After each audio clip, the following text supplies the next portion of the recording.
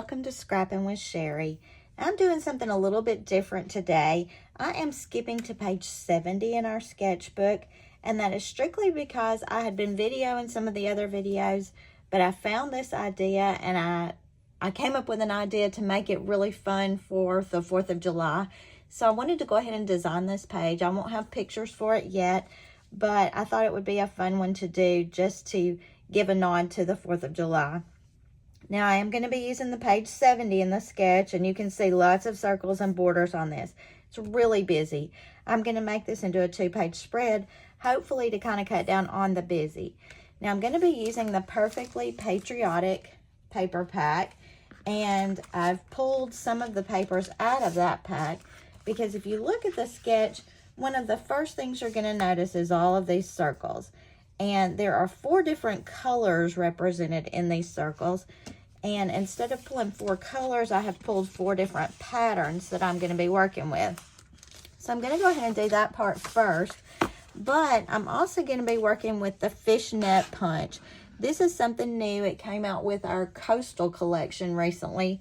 And I decided that it would make a fun addition to this page. So I'm going to set that aside for a minute until I'm ready to use it. And we'll go ahead and make our circles for the background parts of this page.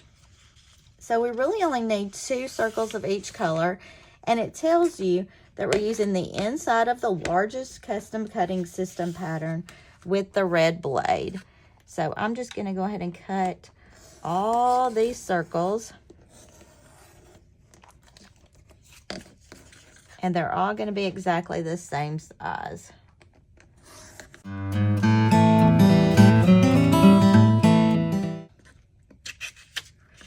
So we have all those circles cut. We have 1, 2, 3, 4, 5, 6, 7, 8, 9. We have 8 cut. There's actually one other one right there in the center, and I'm going to wait to see how my design plays out.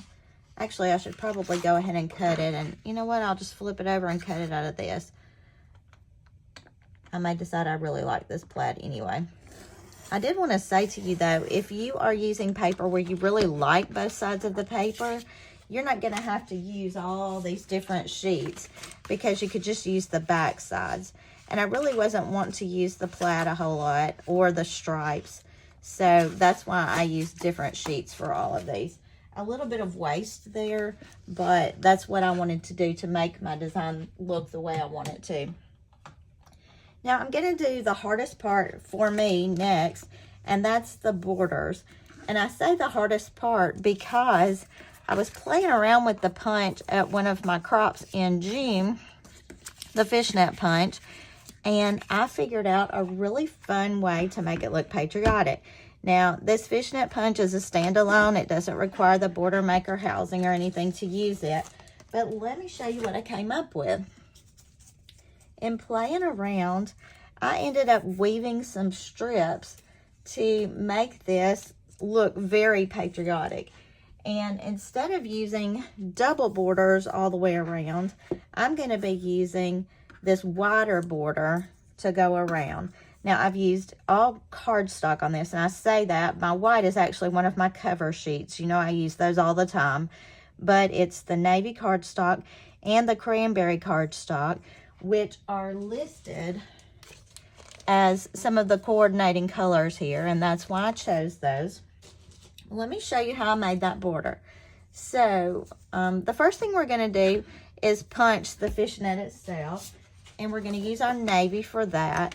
Now on this border punch, you've got the 2 little black lines right here. There's one down here and one up here. That's what you're going to line your paper up on initially to start.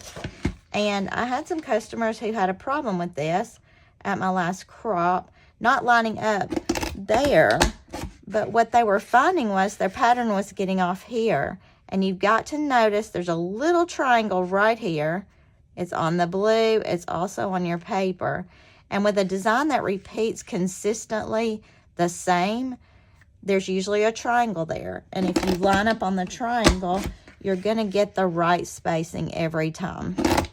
If you don't line up on the triangle, what you're going to find is occasionally your patterns are going to overlap and it's going to make a miscut. So we are just cutting down through there to get that border ready. And sometimes if your paper is just a touch longer, you're going to end up with a little edge on it. Just tear it off. It's really easy to do. So we've got that part done. And then I cut the little strips, but I wanted to show you how I did that. So I need another one of these, which means we need 2 whites and 1 red. Now, like I said, I used the cover sheet to do this from one of my other paper packs. And I found that if you will line your paper up on the right edge of your gray cutting mat, it is the perfect width to go through the little fishnet. So we're just lining that up. It's a really thin little cut, but perfect to go through our fishnet. And then we just weave. And what I did was go through up and back every time. I didn't skip any of the little holes. I just went through every single one, either up or back. Yeah, this takes a little time. I did it. I did several of them one night while I was watching TV, just to keep my hands busy while I was sitting there. It's another one of those that you look at it and you think, oh, that's not really worth it, but sometimes it is.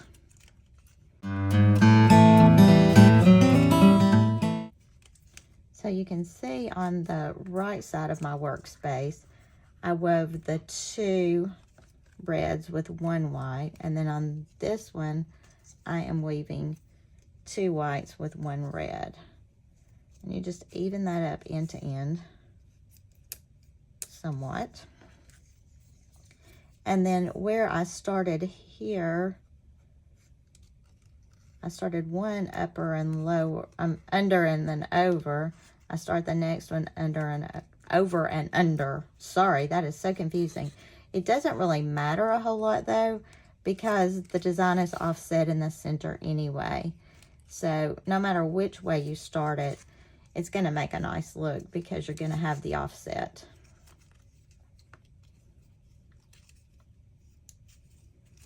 When this fishnet came out, I didn't even order myself one initially because I just kept thinking, that's not going to be very useful for me. How often do I need a fishnet punch?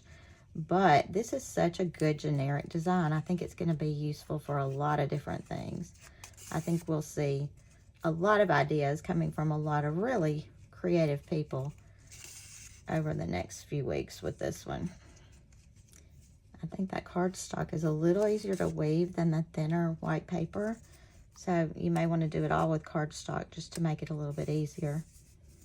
And then we've got one more, and I'm going to make sure with it, because it matches the other white, I start in the same place. Now you could start differently on this one, and I think it would give you a very different look. But I liked the uniformity of the 2 that are the same color being the same pattern over and under in the same place. And it will be a time-consuming layout, but one of those where I think we'll think the effect is worth it in the end.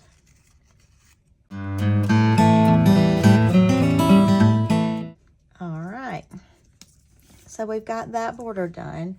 I had already pre-cut some more of these, pre-cut and pre-woven some of these. So I think we're ready to kind of lay this page out and see where we're headed. Now you'll notice my variations in pattern, and it's going to make sense in just a second. So we're at a point now that we need to choose our background papers, and I am going to go ahead and make this a double spread. I was looking at the papers in my Patriotic collection, and I really like this as a background. The only one that won't show up great is that one, but I think that's going to work all right. I'm thinking this will be the inner part of our layout, but what I'm running into is, well, actually I could go either way. I really like this, and because I cut my circles where I did, I can't use it as effectively. So if you've got a paper pack that you're using for this layout, and you might want to use this as an inner part or an outer part, you may want to do your cutting right in the middle, which gives you the outline around the outside edges. So that kind of changed what I intended to do. So I'm going to use these as my outside because that is going to get really busy on there. But I'm going to pull something that came from our last paper buffet. And this is called Stardust White. If you look at it, it's got little flecks of color on it. It's not a lot, not a real heavy pattern. And I think actually all of those patterns are going to show up so much better on this. So I'm going to keep these two as my outside borders. Yes, I could get those to use the inside, but I'm not going to do that. And I just need to cut down this white for the insides.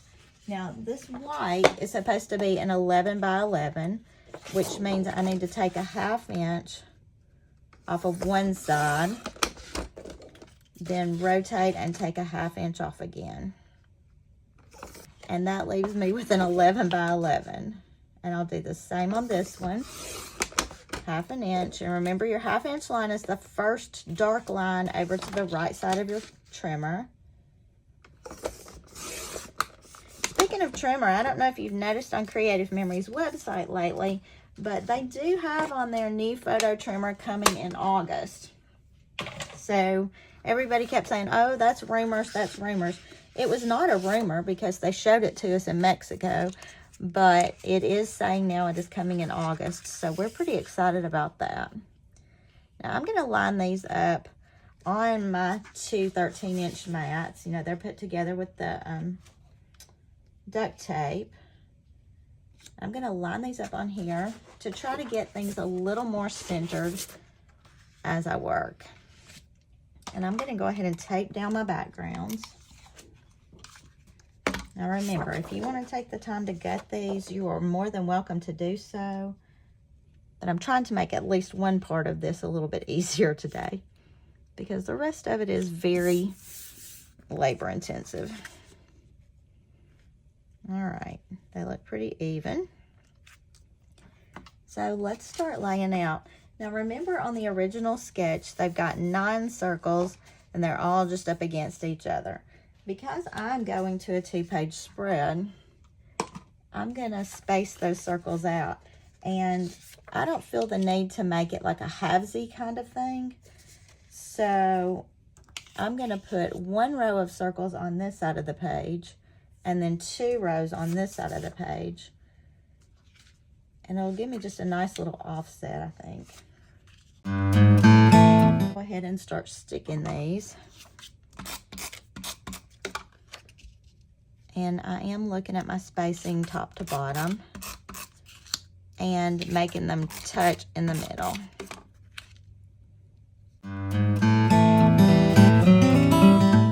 All right.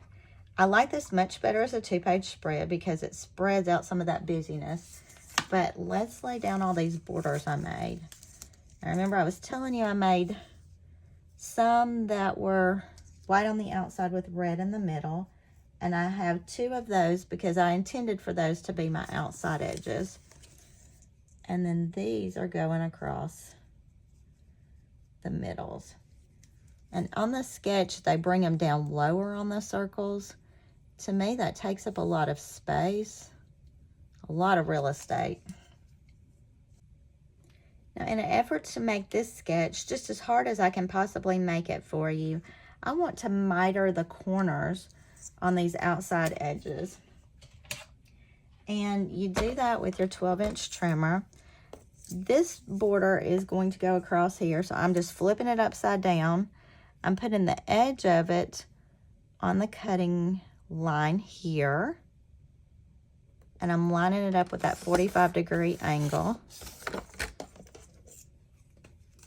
And that just gives me that nice little edge there, because I want this to stop at the end of that paper right there. I'm trying to keep all this border just right on the white part and not go over to the dark blue on the background. So I'm going to do the same on the, well, let me think, which way does this need to go? That one needs to be mitered that way. So we need to keep this one right side up on this end. Yeah, this is a lot of thought process. That keeps it correct here. Down here, we need it to go this way. So we're going to flip it on the bottom side. And if I'm really lucky, I will actually miter in the right spot for that. No, that's going to have to go down some more. Told you I was going to make this just as hard as possible, but look at all the tools we're using, all the designs. Not my usual page for sure. And not one I would do frequently. You know, occasionally you throw in something really impressive like this, but these are not the kind of pages, if you're going to work on getting your albums up to date, these are not the kind of pages you're going to do on a regular basis because they are so busy and so time consuming. All right, those corner ones, those outside edges on the far edges are going to be the hardest ones to do, strictly because we can't just cut off the bottom of it like we will, bottom or top or sides, depending where it is, as we will be the other ones. I'm still not happy with that cut. So one more little piece off I think will be okay. And these two, the top and bottom here, will be easy to do.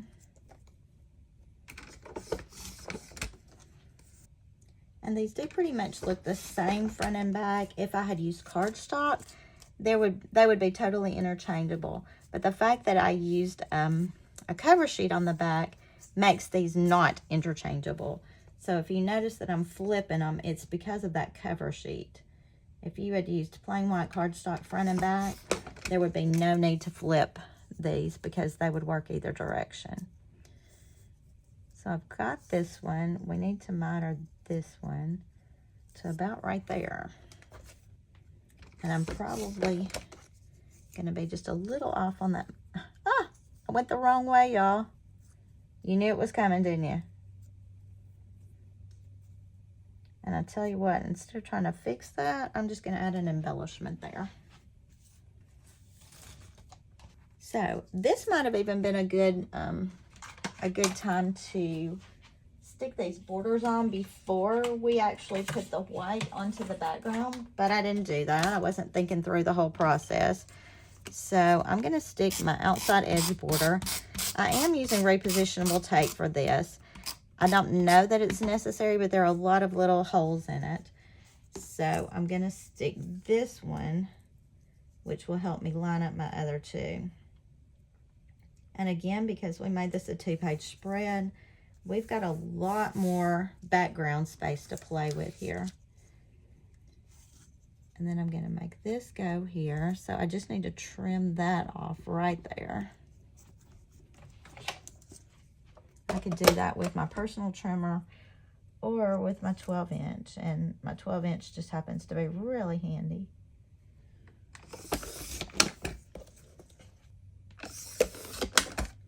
I hope that one thing you find in watching my videos is none of us do this perfectly. We all make lots of mistakes. The fun part about it, though, is learning how to fix those mistakes so we're not just having to scrap our projects and start all over again. We do have more paper than we need, I'm sure, but we don't want to be throwing it away because we've messed it up. So it is good to learn how to fix those mistakes and salvage what we've already done. All right.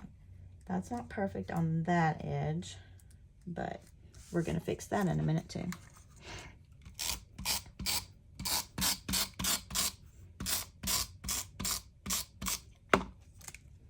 Again, you notice I don't put that repositionable tape all up and down every little section of the border because it's going to have a page protector on it and it's going to be fine. Now, could I have done that differently and not mitered? Yeah, I could have just cut it off in the end because I am going to put some embellishments in my corners anyway. But I wanted to show you mitering today. So let's stick this outside edge one.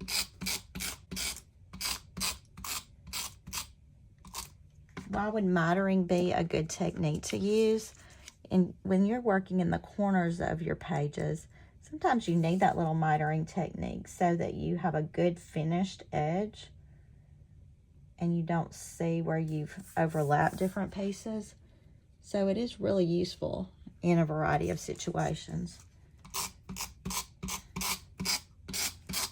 if you notice where I'm putting the repositionable tape to, the bulk of it is going on the corners and on the ends, because I do want those to be secure so they don't catch as I slide the page protector across. Yep.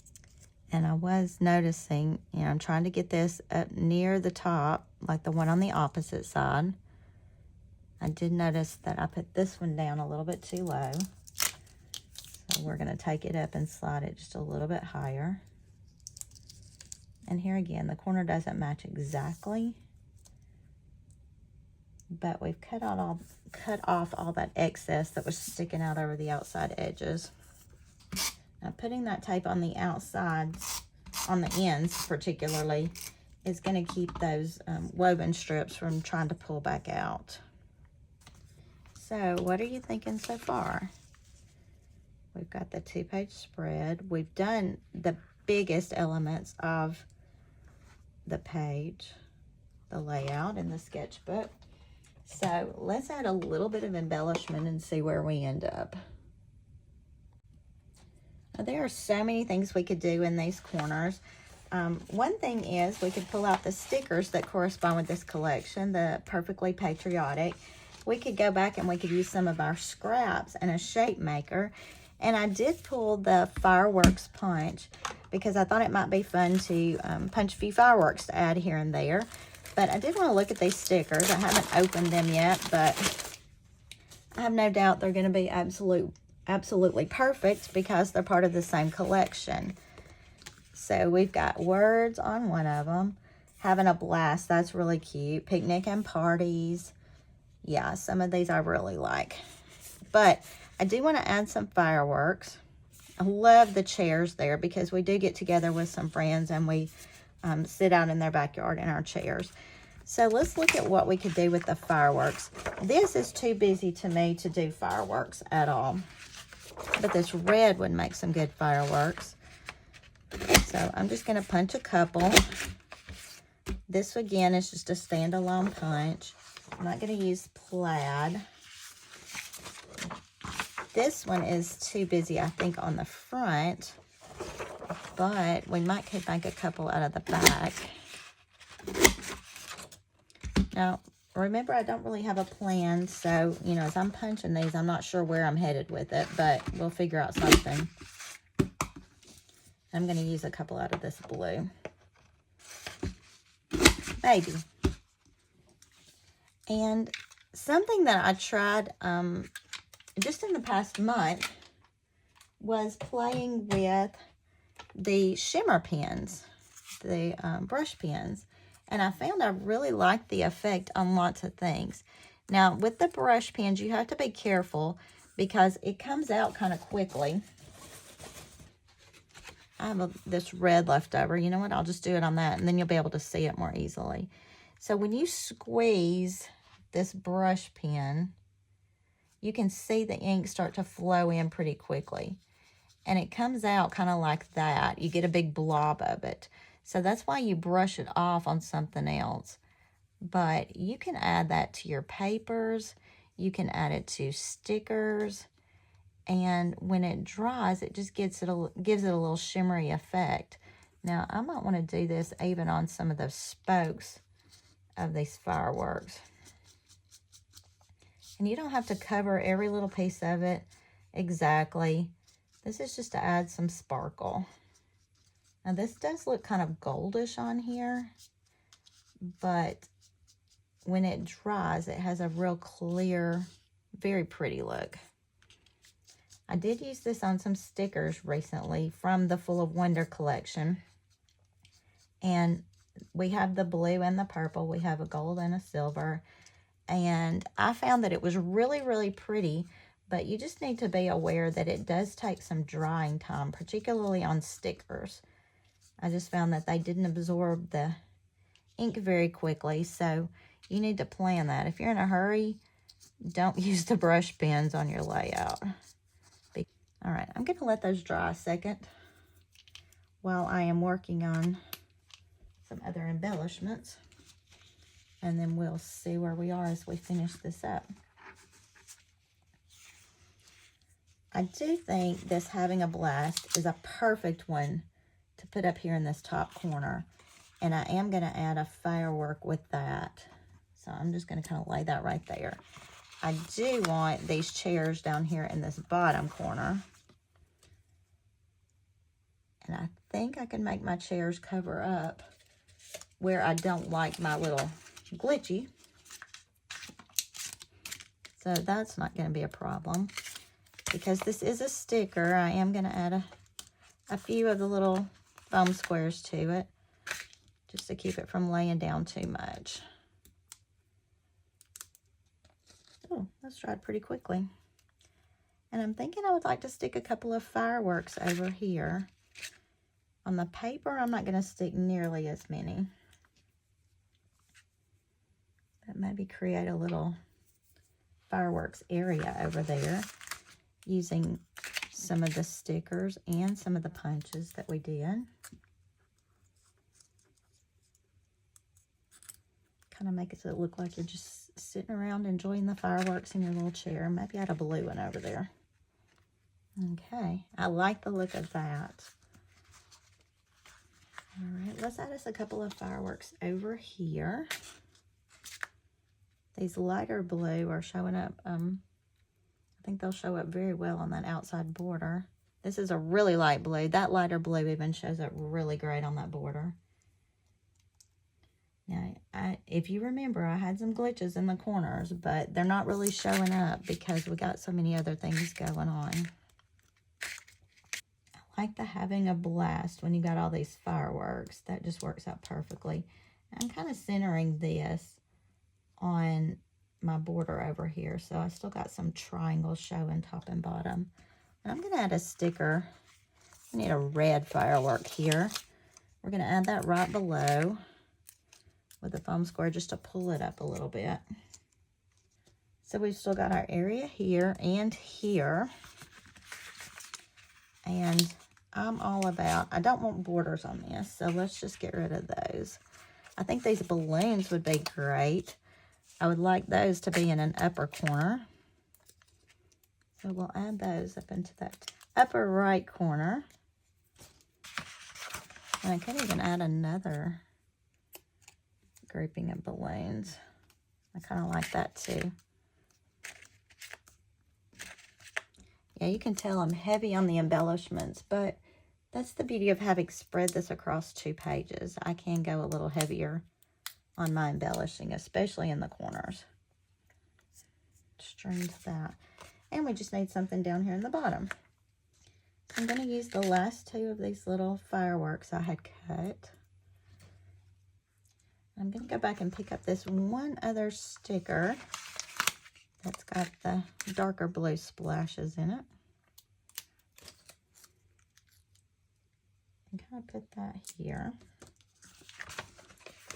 And I do still have the words Happy 4th of July. I don't necessarily want them on this side of the page. And I think probably what I'll do, let's see how big it is. My thinking is I'm going to hang on to it because I could put it in so many different places after I've got my pictures placed. Here again, I don't know where those are going to go, so that kind of creates a little issue. But I do like that. This 4th of July is nice. That's a perfect accompaniment right there. Yeah, we're going to add that one. And if I decide I want that great big Happy 4th of July, I can always slide it in around my photos. Now, after the 4th of July is finished, I will do my pictures on this page, and I'll add them to the end of this video. So you can be watching after the 4th of July to see when we add the picture. Now, let me show you where I would think about putting pictures. And I will probably end up having to map pictures because they're going to be so busy, unless they're really dark backgrounds because it's a nighttime thing. But without any cutting at all, you've got room basically, that's a little tight there.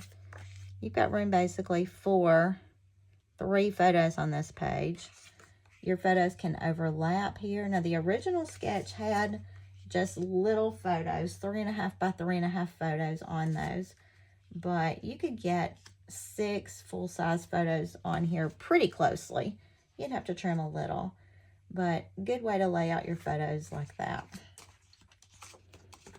If you wanted to get really creative with that custom cutting system, you could always make your photos into circles and put them on this, or overlap them. Well, couldn't overlap in the middle, but you could overlap where the circles meet over here. So lots of ideas to use this 4th of July stuff. We've used the Patriotic paper. We have skipped to page 70 in our sketchbook, but don't worry, we're going back. We're going to pick up the others. So we will finish it the next time I see you. Oh, I totally forgot. I was going to go back and add some stars in. So before I sign off completely, let's throw a few little stars in. Just something about finishing that off a little bit. I love the tiny little embellishments like that you can just put here and there.